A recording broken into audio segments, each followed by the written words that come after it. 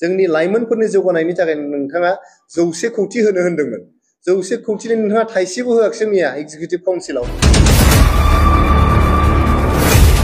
जोङो सेक्रेटारियेटनि मोखाङाव एसेम्ब्लिनि मोखाङाव जोङो डेमोक्रेटिक मास एजिटेशन खालामनो थाखाय जोङो रेडि जानानै दङ खुलुमबाय बयखौबो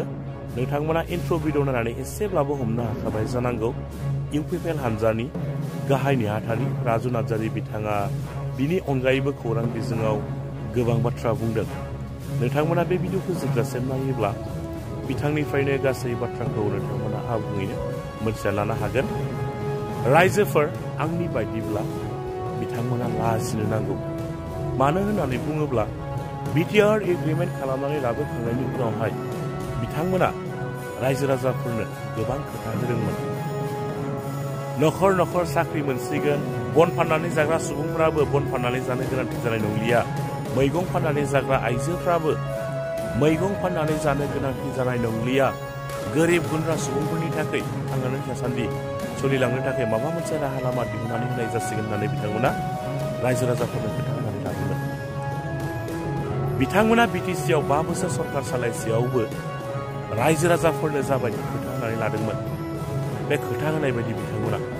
खामानिफोरखौ मोनसेबो मावफुंनानै होनो हायाखिसै आनाव गेदेर हाग्रामा महिलारि सारा सरकार सालायनाया दान मोनसेयानो जायाखै खोथा होनाय बायदि खामानिफोरखौ दानो मावफुंजोबजानो लुबैदों इउपिपिएल दैदेनगिरिफोरा लाइमोनफोरनि थाखाय 100 कोटी आइजोफोरनि थाखाय 40 कोटी रांखौ थाबैनो राननानै होनांगौ होननानै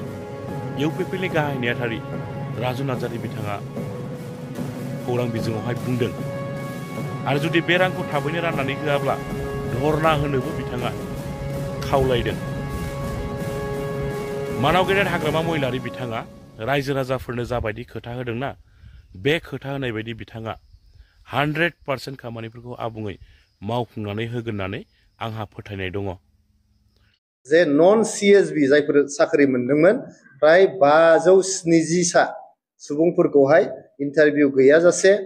सिएसबि नि खुनु प्रसेस गैयाजासे एडभार्टाइजमेन्ट गैयाजासे 2020 मायथाइसिम बिथांमोना एपइन्टमेन्ट होबोदोंमोन बे एपइन्टमेन्ट मोननाय सुबुंफोरनो बिथांमोना दानारि बान्था होनो नागिरदों बा दानारि होनो नागिरदों सालारिसफोर होनो नागिरदों आराय बोसोरनि खननै होनो नागिरदों बेयो जोबोद मोनसे वेलकाम मुभ बेयो मोजां मोनसे डिसिजन जादों बे सालारिखौ थाबैनो बिथांमोना जाहाथे होयो बेखौनो जों खावलायनाय थाबाय जों जोबोद नाजादोंमोन बिथांमोनखौ नैबे 3rd ग्रेड आरो 4th ग्रेडनि जे साखरि बेयाव बिथांमोनखौ सोसननानै बिथांमोननि साखरिखौ जों रेगुलाराइज खालामनो जों नाजादोंमोन जोङो सालारिबो होनो नाजादोंमोन खिन्थु बबे हेडनिफ्राय बिथांमोननि सालारिफोरखौ होगोन बेखौ जोंनि अफिसारफ्रा नागिरनानै मोनाखैमोन अफिसारफोरखौ जोबोद जोङो नारसिनदोंमोन खिन्थु अफिसारफ्रा गिनानै जे खुनु प्रसिडियर गैयाजासे प्रसेस गैयाजासे होनाय साखरिनि सालारिखौ बोरै होनो होननानै अफिसारफ्रा एग्रि जायाखै प्रिन्सिपाल सेक्रेटारिया एग्रि जायाखै सेक्रेटारि पार्सनेल डिपार्टमेन्टआ एग्रि जायाखै बेनि थाखाय जों बे दरमाफोरखौ होनो हाबाखै दा बिथांमोना जे होनो नागिरदों जों बेखौ जोबोद बरायदों आरो थाबैनो जाहाथे बे सालारिफोरखौ होयो बेनि थाखाय जोङो खावलायनाय थाबाय बिथांमोना जोबोद दुखुनांथाव बाथ्रा मैया मोनसे नंखाय बाथ्रा जोंनि हाग्रामा महिलारि सारा बुंदों बे जाहैबाय मा प्रधानमन्त्री आवास योजना PMAY नि न' होनायाव इउपिपिएल नि मानसिफोरनो 3-4 खरि न' होदों होननानै बिथांमोना बुंदों दा बियो खुनु बेबायदि माने स्कोपआनो गैया खुनु चान्सआनो गैया मोनसे नखराव नोङो 2-3 न' होनायनि मानो होनबा बियो जिअ टेगिं प्रसेसजोंसो माने बेखौ होनाय जायो जे खनसे मोनसे न'आ जिअ टेग जाखांबाथाय आरो बेखौ सेकेन्ड टाइम नों जिअ टेग खालामनो हाया बियो डाइरेक्ट दिल्लीयावहाय माने जे एप दङ बे एपआवहाय बियो माने एन्ट्रि जाहैयो बेनिफ्राय नों बेखौ सेकेन्ड टाइम बेखौ खालामनो हाया बेयो जे जायगायाव जिअ टेग जादों बेनिफ्राय नों दस्रा जायगायावबो थांनानै लुहैनो हाया गतिके आरो बे जिनिसखौ खुनु जोंनि इउपिपिएल नि पार्टी वार्कारफ्रा मावाखै बेखौ सरकारि मानसिफ्रासो मावदों बेयाव जिआरएस फोर दङ आंगनबादि वार्कार आशा बिथांमोनासो बेखौ बानायदों पशुसखि माने ग्रामीण सखि मा दङ जे जोंनि ग्रासरुट लेभेल जे सार्भिस प्रोवाइडार दं बिथांमोनासो बेखौ खालामदों बेखौ खुनु इउपिपिएल नि वार्कारफ्रा खालामनो मोनाखै गाइडलाइन्सआनो बिदिनो भारत सरकारनि गाइडलाइनआनो बिदिनो आसाम सरकारनि गाइडलाइनआनो बेबायदिनो गतिके बेखौ रावबो सोलायनो हाया बेखौ बिपिएफ सरकाराबो सोलायनो हाया जोंबो सोलायनो हाबोआखै बिथाङा सानदोंबा जे बेखौ केन्सेल खालामनो हागोन बेखौ केन्सेल खालामनो हाया स' बेखौ जास्ट हेरेसमेन्ट होनायल' जागोन जोंनि दिनाव जोङो प्राय 3.5 लाखनिफ्रायबो बांसिन PMAY न'फोरखौ लुनानै कमप्लिट खालामनानै रायजोफोरनो जों होबोदों आरो प्राय 3 लाखसोनि बारा जोङो सार्भे खालामनानै बै गरिब न'खरफोरनो न' होनायनि जे प्रसेस बेखौ जों खालामनानै गारबोदों दा बिथांमोना बे न'फोरखौ जाहाथे मोजाङै लुनानै होयो बेखौसो जों खावलायदों आरो बे न' मोनग्रा मानसिफ्रा रावबो UPPL नङा रावबो BPF नङा रावबो BJP नङा बिसोर गरिब मानसिसो गरिब न'खरसो गरिब न'खरहा खुनु पार्टि एफिलिएसन थाया बियो खुनु पार्टिनि मानसि नङा बिथांमोनखौ जौगाहोनानै लांनांगौआ बयबो सरकारनि गासैबो सरकारनि बियो बिबान नोंथाङा जुदि गरिब न'खरखौ UPPL होननो नागिरदोंबा बियो जोबोद दुखुनांथाव गासैबो गरिब न'खरा जे UPPL बे बाथ्रा नोंथाङा बुंनो सानदों बेबायदि जों नोंथांखौ बेबायदि सानाखैमोन नोंथाङा दा खनब्रैसिम जोंनि बिटिआरनि नोंथाङा CM जाबाय बे खनब्रै CM जालायनाय एक्सपिरियेन्सनि गेजेराव नोंथाङा जुदि बेबायदि मनोभाब लानानै सरकार सालायनो नागिरदोंबा नोंथाङा बड'लेण्डनि जेबो जौगानाय लाबोनो हानाय नङा बेखायनो नोंथांमोना जिखिनि मोजां खामानि मावजादों जोंनि UPPL सरकारनि दिनाव बेखौ नोंथांमोना सिगांनानै ला जेखौ नोंथांमोना साबजाथाव मोनाखै बेखौ गार ओंखायनो नोंथांमोना बे भिन्डिक्टिभ पलिटिक्सआव जाहाथे इन्डाल्ज जाया बेखौ खावलायहरनाय थाबाय दानिया आङो खावलायनो लुबैदों नोंथांमोना मोनबा गेरेन्टि होदोंमोन आरो आं थांनाय आंनि प्रेस कनफारेन्सआव आं बुंदोंमोन जे नोंथांमोना फार्स्ट एग्जिकिउटिभ काउन्सिल मिटिंआवनो मोनबा गेरेन्टिखौ नोंथांमोना मावनानै देखाय प्रथम गेरेन्टिया जाहैबाय बिटिआरनि साफ्रोमबो मोननो हाथावना बा मोनथावथाव न'खरफोरनो हा होनाय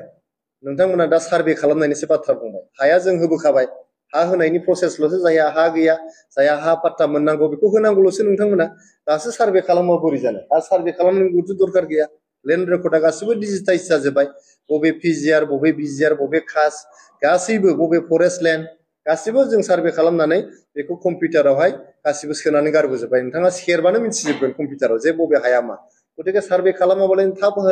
हा होनायनि प्रसेसखौ नोंथांमोना जागायनांगौ जोंनि लाइमोनफोरनि जौगानायनि थाखाय नोंथाङा 100 कौटि होनो होनदोंमोन 100 कौटिनि नोंथाङा थाइसेबो होआखिसै मैया एग्जिकिउटिभ काउन्सिलाव गतिके नोंथांमोना थाबैनो जाहाथे 100 कौटि रांखौ एल'केट खालामो आरो नङाबा जोंनि लाइमोन गांखंनि आफादगिरि दङ बे लाइमोन गांखंनि आफादगिरिखौ आं खावलायदों नोंथांमोना थाबैनो BTC सेक्रेटारियेटनि मोखाङाव मोनसे धरना नोंथांमोना होनांगौ 100 कौटि लाइमोनफोरनि जौगानायनि थाखाय होनो थाखाय आरो नोंथांमोना बुंदोंमोन जे आइजोफोरनि जौगानायनि थाखाय 40 कौटि नोंथांमोना होगोन होनदोंमोन जोंहा आइजो गांखंनि मानगोनां आफादगिरि आब' प्रतिभा ब्रह्म दङ जोंहा आइजो गांखंनि नेहाथारि पद्मिनी ब्रह्म बिथां दङ बिथांमोनखौ आं खावलायदों बिथांमोना 40 कौटिनि 40 फैसाबो होआखिसै मैया गतिके थाबैनो जाहाथे 40 कौटिखौ नोंथांमोना आइजो जौगानायनि थाखाय होयो बेनि थाखाय होआब्ला जोंनि आइजो गांखंखौ नांगौ बायदि एक्सन लानो थाखाय आङो खावलायदों थामथियाव नोंथांमोना बुंदोंमोन इक'नमिकेलि वेकार सेक्सन EWS नो 50 कौटि होनो होनदोंमोन जौगानायनि थाखाय नोंथांमोना 50 कौटिनि 50 फैसाबो होआखिसै मैया नोंथांमोना बे 50 कौटिखौ जाहाथे थाबैनो होयो बेखौ आङो BPF नि दैदेनगिरि आरो हाग्रामा महिलारि सारनावहाय आं खावलायहरदों आरो नोंथांमोना बेंगुरा सुबुंफोरनो पार्सन विथ डिसेबिलिटिस आरो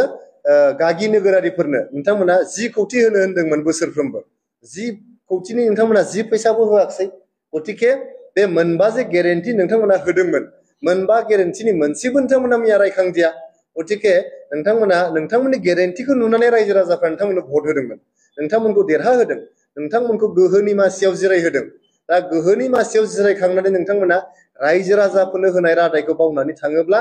जोङो UPPLआ अराय नोंथांमोनखौ गोसोखांनो थाखाय थियारि जानानै दङ आरो जोंनि लाइमोन गांखं जोंनि आइजो गांखं मोनफ्रोमबो गांखं इनक्लुडिं पेरेन्ट बडि जोङो सेक्रेटारियेटनि मोखाङाव एसेम्ब्लिनि मोखाङाव जोङो डेम'क्रेटिक मास एजिटेसन खालामनो थाखाय जोङो रेडि जानानै दङ नोंथांमोना दासान जे जोंनि दिनाव हाग्रामा महिलारि साना एसेम्ब्लियाव सानसेबो फैयाखै बिथाङा समायखिराबो लायाखै MCLA जानानै बिथाङा 5 बोसोर समायखिराबो लायाखै आरो 5 बोसोराव खनसेबो एसेम्ब्लियाव फैयाखै जोंनि UPPL निफ्राय नोंथांमोना कनस्ट्राक्टिभ पजिटिभ आरो सापर्टिभ मोनसे अपोजिसन नोंथांमोना मोनगोन जे खामानियाव नोंथांमोनखौ जों हेफाजाब होनांगौ अराय जों हेफाजाब होलांबाय थागोन रायजो राजानि मोजांनि खामानियाव हेफाजाब होलांबाय थागोन बड'लेण्ड ओनसोलनि जौगानायनि खामानियाव जों हेफाजाब होलांबाय थागोन गरिब दुखियानि खामानिफ्राव नोंथांमोनखौ हेफाजाब होलांबाय थागोन आरो रायजोनि हेंथायै नोंथांमोननि लानाय थांखि आरो हाबाफारिफोरखौ जों जेब्लायबो अपोज खालामलांबाय थागोन as a responsible opposition effective opposition डेम'क्रेसियाव जिहेतु अपोजिसनहाबो गोबां माने बिहोमा दङ बा रल दङ बे रलफोरखौ जों लालांबाय थागोन आरो जोङो नोंथांमोनखौ जेब्लायबो रिमाइन्ड खालामलांबाय थागोन जे नोंथांमोना जे रादायफोरखौ होनानै मासियाव जिरायदों गोहोनि मासियाव बे रादायफोरखौ जाहाथे नोंथांमोना रायजो राजाफोरनो मावनानै होयो बेखौ जोङो अराय सम नोंथांमोनखौ गोसोखांहोलांबाय थागोन। गोजोन्थों।